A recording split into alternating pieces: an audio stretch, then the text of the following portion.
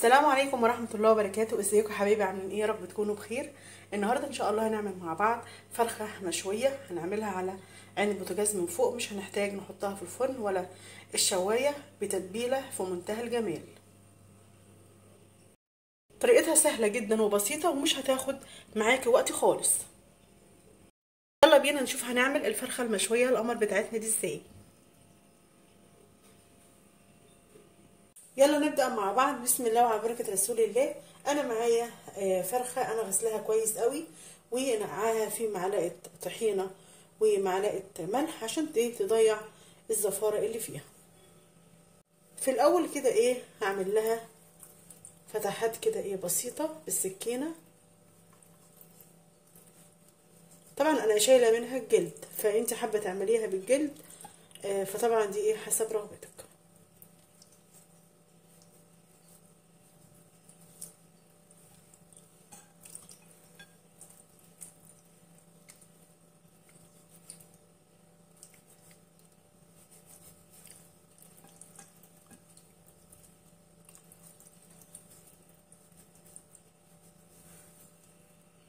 هنبدأ بقى نعمل التتبيلة اللي هنتبل بيها الفرخة. انا جبت كبة الخلاط او شفشق الخلاط العادي.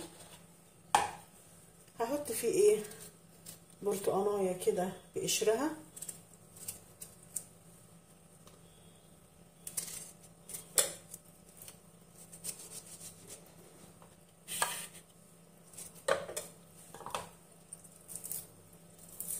هعملها كده 4/4، وبصلايه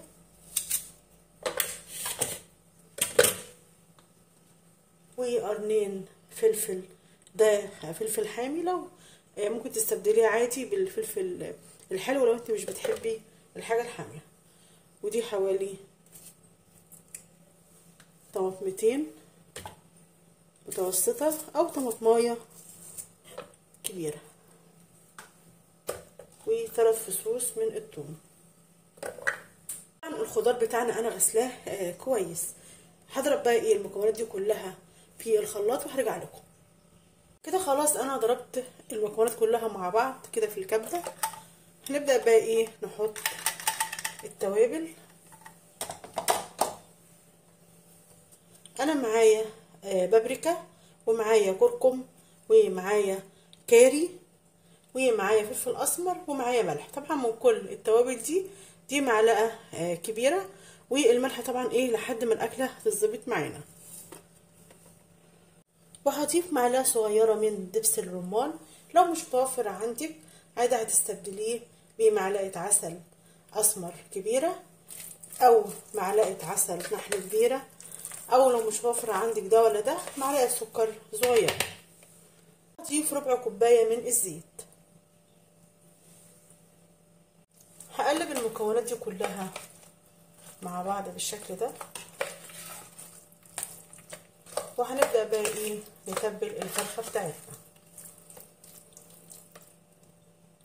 هنبدأ بقى نتبل الفرخة بتاعتنا. هعمل بس كده الجناح هكتفه كده لورا، وهبدأ اخد من التتبيلة وهتبل في الفتحات. هدخل كده التتبيلة في الفتحات بالشكل ده.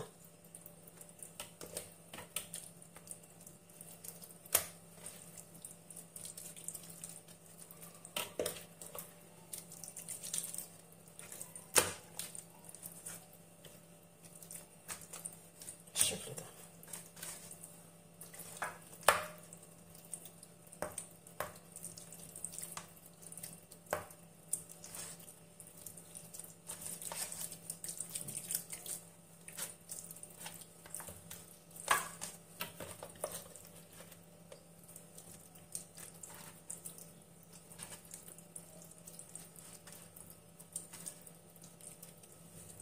وهاخد بقى باقي التتبيله دي وهرشها كده على الفرخه.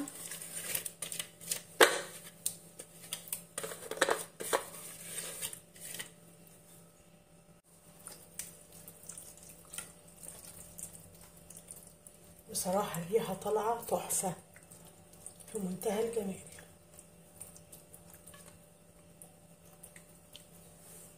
هدخلها التلاجة لمدة ساعتين عشان بس ايه تتشرب التتبيلة اللي فيها. طبعا لو انت مستعجلة هتعمليها على طول. ويستحسن كمان ان احنا نتبلها من بالليل لتاني يوم، بصراحة بتفرق جامد في الطعم. هنبدأ بقى ايه نسوي الفرخة بتاعتنا.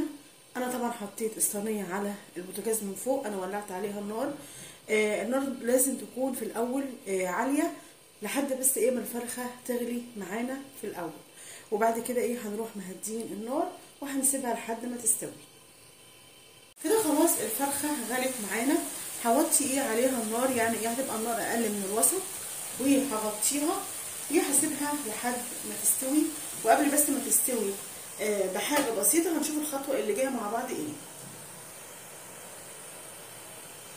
كده خلاص الفرخة داخلة معانا على سوا. هروح ايه معليين النار كده في المرحلة الأخيرة عشان ايه تحمر معانا من تحت. أول ما تحمر من تحت هنروح قلبها على الناحية التانية عشان تحمر من فوق. بس أهم حاجة إن انتي لازم ايه تكوني واقفة قدامها عشان ايه ما تتحرقش منك. هنبدأ بقى ايه نقلبها كده على الناحية التانية.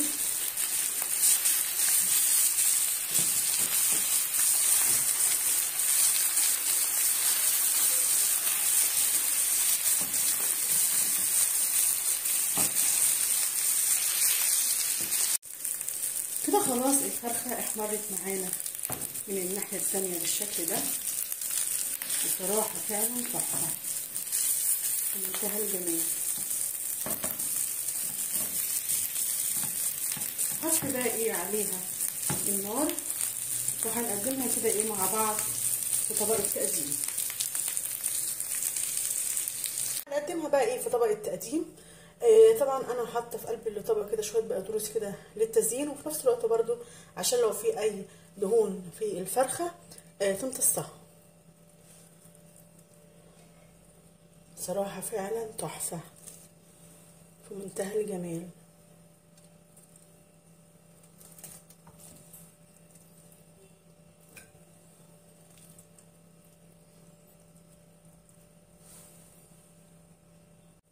رشة كده بقدونس فوق الوش كده للتزيين.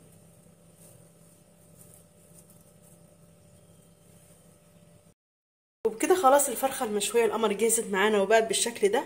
بصراحة فعلا تحفة. احنا طبعا محتاجناش نحطها في الفرن ولا حتى في الشواية، احنا عملناها على البوتاجاز وبقت معانا بالشكل ده.